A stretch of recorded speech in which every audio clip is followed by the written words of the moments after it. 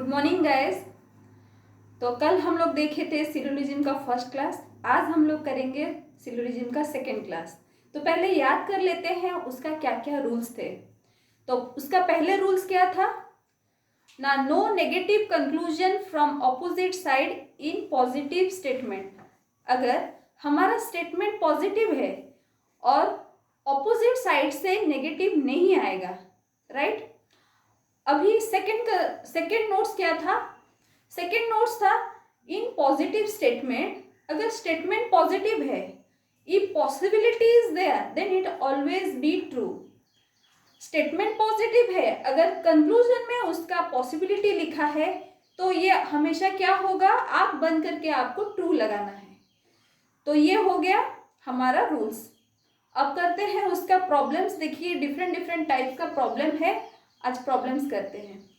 तो फर्स्ट है statement some houses are rooms, all rooms are AC. तो पहले स्टेटमेंट को देख के हम डायग्राम बनाएंगे, Venn diagram. Some houses are rooms, some house are room, right. All rooms are AC, सारा रूम क्या है, एसी है। क्लियर। अब कंक्लूजन क्या लिखा है, कंक्लूजन में सम हाउसेस आर एसी। अब मुझे बताइए सम हाउस, हाउस इधर है, एसी वाला पार्ट इधर है। तो बोला है सम हाउस, मतलब हाउस का कुछ पार्ट एसी में है। तो देखिए ये वाला इंटरसेक्शन है, तो पहला वाला देखिए ये अंदर में है तो ये वाला ट्रू होगा। क्लियर। अब सेकेंड है ऑल एसी आर रूम्स, सारा एसी क्या है, रूम है।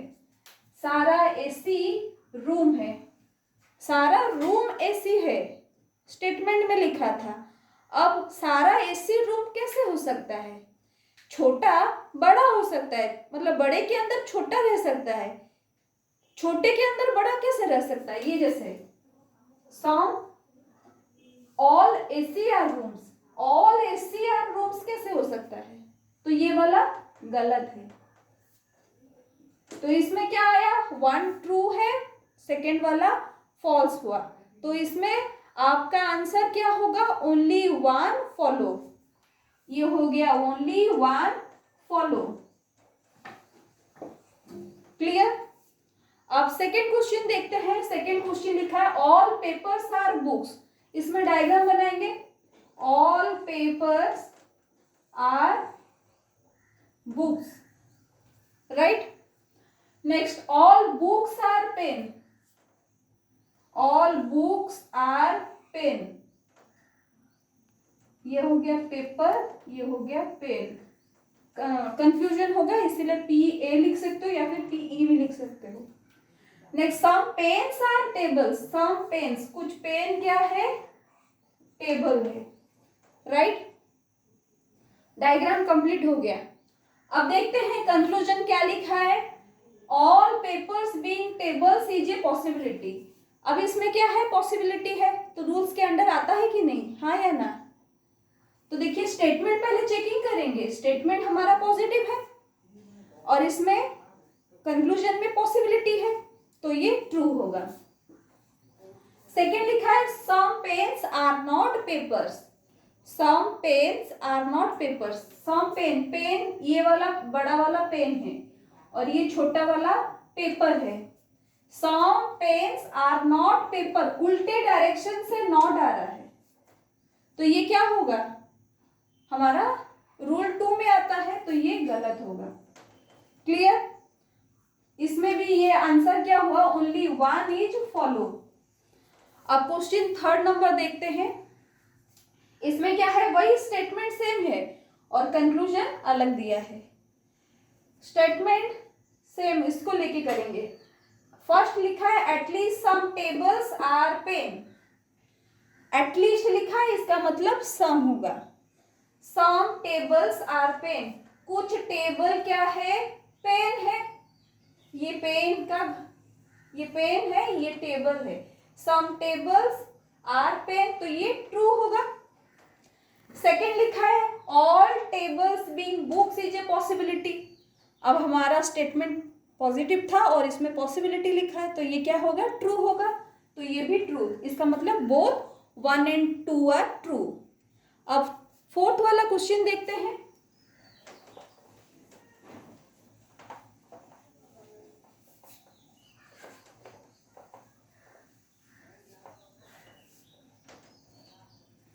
फोर्थ क्वेश्चन बहुत इंपॉर्टेंट है। इसमें देखिए, some mobiles are calculator, some mobiles are calculator, some calculator are pen, some pens are scales. अब डायग्राम कंप्लीट और कंक्लूजन क्या लिखा है, no calculator is a scale, no calculator is a scale. अब ये वाला केस थोड़ा मतलब आपको थोड़ा सोचना पड़ेगा। डायग्राम ऐसे बनाई हूं इसलिए आप बोल रहे हो ये नहीं होगा, some calculators, no calculator is a scale, calculator का घर इधर है और स्केल का घर इधर है, तो आप सोच रहे होगे ये नहीं होगा, लेकिन ये क्या होगा, हो भी सकता है नहीं भी हो सकता है, क्योंकि मैं ऐसा डायग्राम बनाई हूं। अगर मैं ऐसे भी डायग्राम बना सकती हूँ, some pens are scale, some pens are scale, ऐसे भी डायग्राम मैं बना सकती हूँ।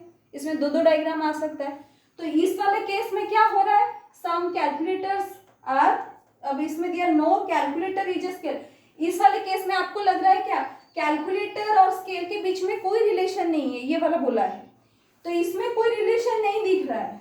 और इसमें क्या दे रहा है, ये नहीं हो रहा है क्योंकि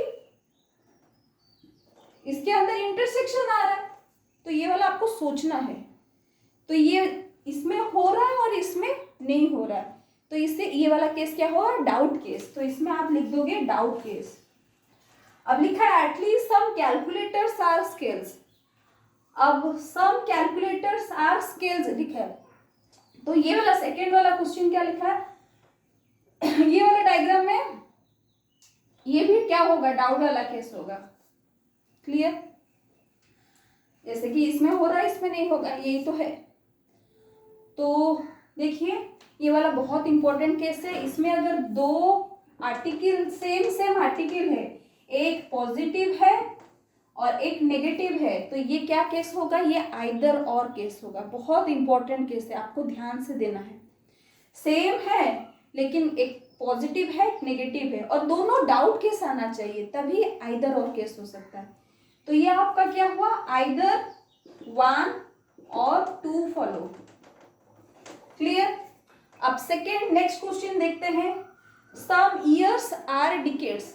डायग्राम बनाते हैं, some years are decades, all century are decades, all century are decades. अब diagram complete.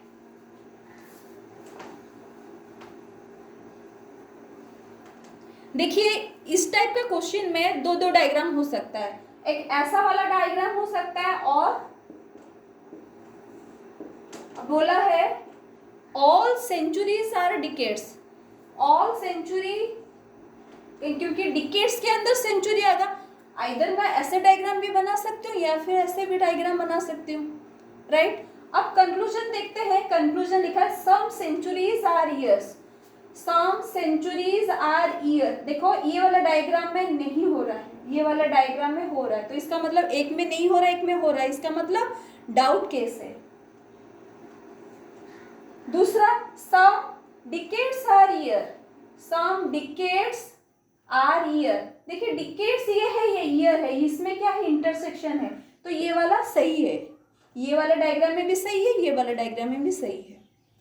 No century is a year, no century is a year, century और ईयर के बीच में कोई रिलेशन नहीं है। तो देखिए ये वाले केस में नहीं हो रहा है, ये वाले केस में नो सेंचुरी, सॉरी ये वाले केस में हो रहा है, क्योंकि सेंचुरी और ईयर के बीच में कोई रिलेशन नहीं है और इसमें है, तो ये केस भी क्या हो गया, डाउट केस है।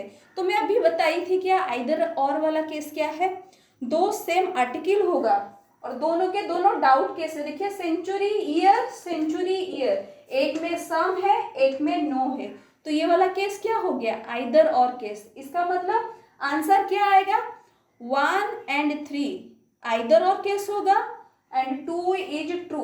इसमें भी मैं आंसर में ऑप्शन लिख दी हूँ 1 and 2 are true, 1 and 3 are true, either 1 और 3 are true and 2 is true, और फोर्थ वाला ऑप्शन 2 इज ट्रू। तो क्या होगा, थर्ड वाला ऑप्शन होगा। ठीक है, तो ये इस पैटर्न का सारा क्वेश्चन था। तो आज के लिए बस इतना ही। आपको अगर मेरा वीडियो अच्छा लगा तो आप लाइक और सब्सक्राइब भी कीजिए और अपने फ्रेंड्स को शेयर कीजिए। Thank you.